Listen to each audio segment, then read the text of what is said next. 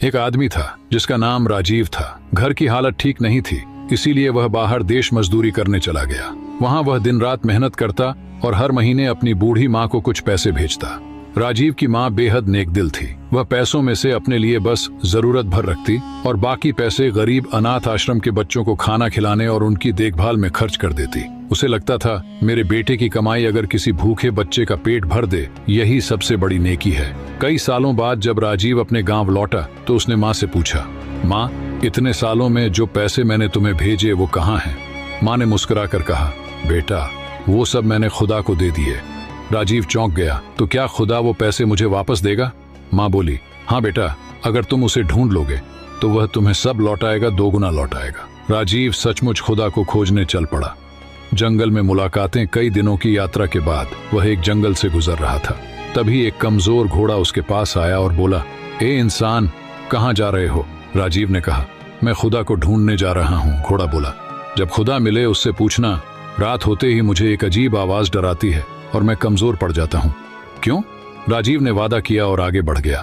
थोड़ी दूर जाकर वह एक सूखे पेड़ के नीचे बैठा ही था कि पेड़ ने आवाज लगाई, ए इंसान, कहाँ जा रहे हो?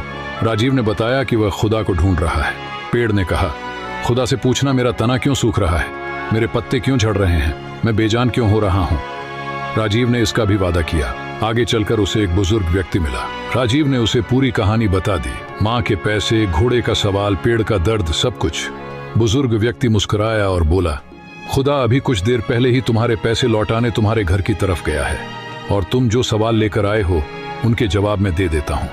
बुजुर्ग व्यक्ति कहा, घोड़े को कहना, जब तक कोई इंसान तुम्हें अपनाकर तुम्हारी सवारी नहीं करेगा तुम हमेशा डरते और कमजोर रहोगे।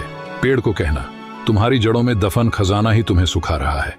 जब वह बाहर निकलेगा तभी तुम फिर से हरे भरे हो पाओगे। राजीव ने शुक्रिया कहा और घर की ओर लौट पड़ा। पहले वह घोड़े के पास गया और उसे जवाब बताया। घोड़ा बोला, तुम भी तो इंसान हो, तुम मुझे अपनाओ, मैं ठीक हो जाऊंगा। राजीव ने उसे साथ लिया और पेड़ के पास पहुंचा। पेड़ ने पूछा, क्या तुम मेरे सवाल का जवाब लाए हो? राजीव ने बोला, हाँ, तुम्हारी जड़ों में खजाना छुपा है, उसे निकालोगे तो तुम फिर से हरे हो जाओगे। पेड़ बोला, तो वह खजाना तुम ही निकाल लो और मुझे मरने से बचा लो। राजीव ने खुदाई की और वहां से सोने चांदी के ढेरों सिक्के निकल आए। वह उन्हें थैली में भरकर घोड़े पर सवार हुआ और घर लौट आया। असली खुदा माँ ने पूछा, बता बेटा, क्या खुदा मिला?